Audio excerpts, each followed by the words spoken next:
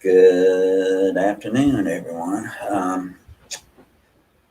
I well, first off, if you're watching this video, you may notice something a little different about my hair. I decided I haven't had a buzz cut since 2009, and I decided to go back to it. Uh, Looks good on me. I like it, but that's not the point of this video. I'm going to do this as nicely as I can. Um, there's a lot of discussion out on Twitter about something that happened with one of a disability advocates wheelchair and an airline, and I'm not even going to name the airline. I'm not going to name it because I want to be nice about this, somewhat. And the reason I want to talk about this is that it's not the first time an airline has broken a wheelchair, and they're not the only airline that has done it.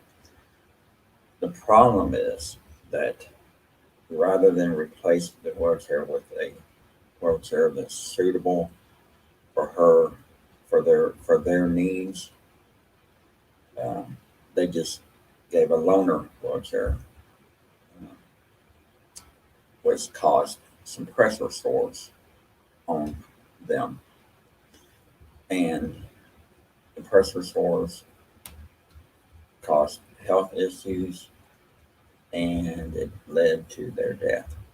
Uh, this is a serious subject here. Uh, and the problem isn't that, hold on just a minute, I realized something. Let me change something over on this switches. I don't know. The problem isn't that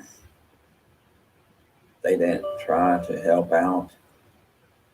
The problem is that they tried to help out without really helping out. Um, they didn't ask, well, what can we do to make things right?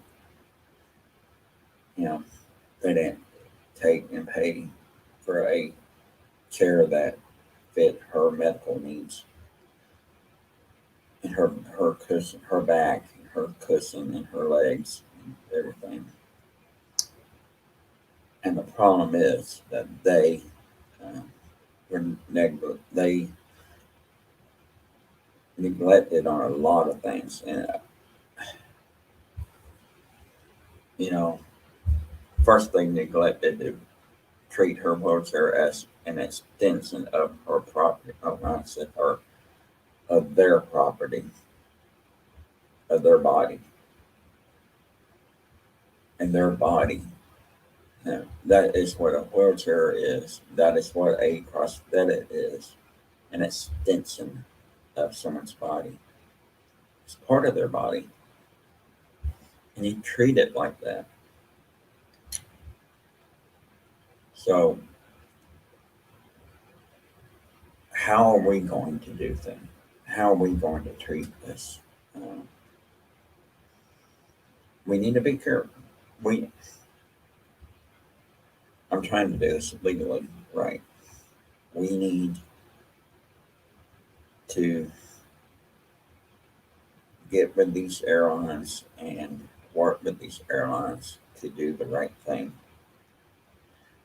First, they need to learn how to treat someone's wheelchair correctly. Second, they need to make sure that you know they if they have to secure the wheelchair in underneath, which right now they have to, but there shouldn't be no way that you can't fix an airplane for possibly soon. However, you can lock a wheelchair in place and use lockdowns and make sure that the person is secured in the wheelchair, that they can possibly fly in the wheelchair. I'm just saying. Yes, I know some wheelchairs are very heavy and it may not be possible, but If there's a way, it should be looked at.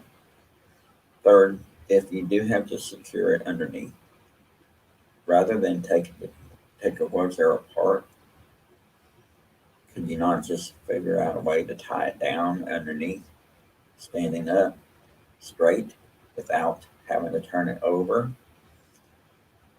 I mean, we tie down wheelchairs on buses and trains.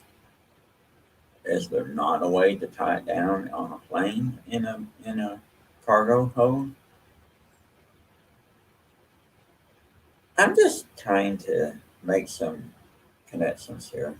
Um, I really would like to have some people on here to talk, but it might be careful and might be hard to do.